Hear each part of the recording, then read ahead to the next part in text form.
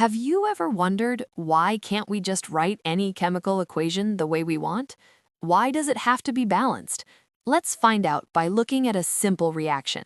Hydrogen and oxygen react to form water. But here's the rule we must follow: the law of conservation of mass. Matter cannot be created or destroyed, so whatever atoms go into a reaction must come out on the other side. Simple, right? Let's test it. Imagine we start with one hydrogen molecule, H2, and one oxygen molecule, O2. Can we make one water molecule from this? Not really, because after forming one water molecule, we're left with one lonely oxygen atom, and oxygen atoms hate being alone. They instantly look for partners. They are not stable on their own. So this free oxygen atom bumps into another hydrogen molecule nearby. From these, we can form two water molecules.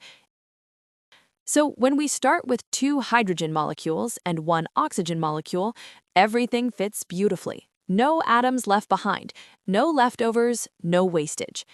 Now, let's see this in a chemical equation. We write H2 plus O2 gives H2O. But hold on. Let's put this on a weighing scale. Reactants on the left, product on the right. The scale immediately tilts.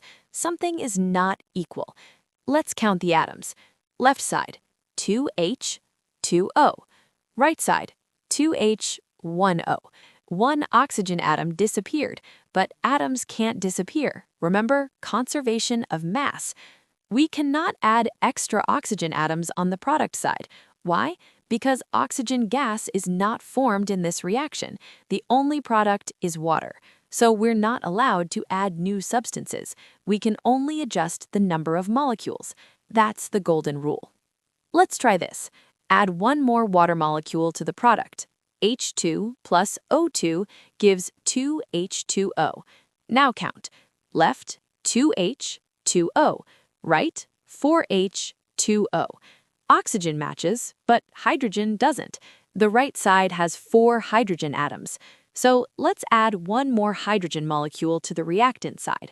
2H2 plus O2 gives 2H2O. Now check the scale again. Perfectly balanced. Both sides have 4 hydrogen atoms, 2 oxygen atoms. This is exactly what happens in real chemical reactions. Atoms simply rearrange, but their total number stays constant. One last thing before you go. When we balance equations, we never change the subscripts in a formula.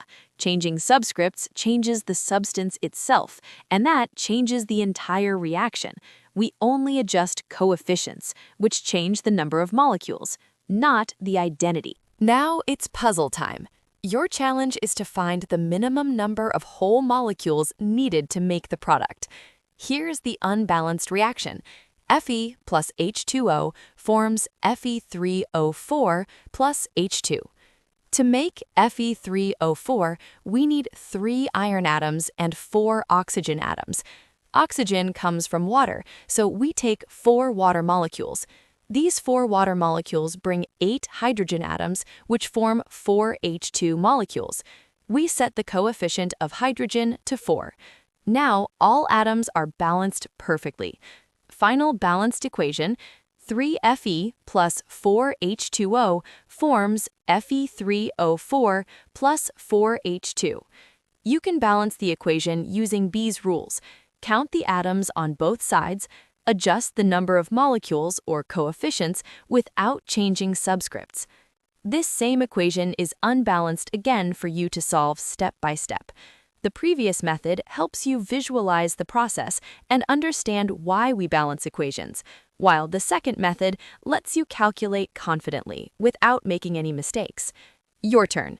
Choose the correct option for the balanced equation and comment the number of the correct answer below.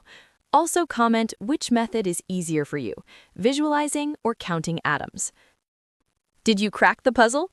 Click that like, share with your friends, and subscribe for more awesome science fun.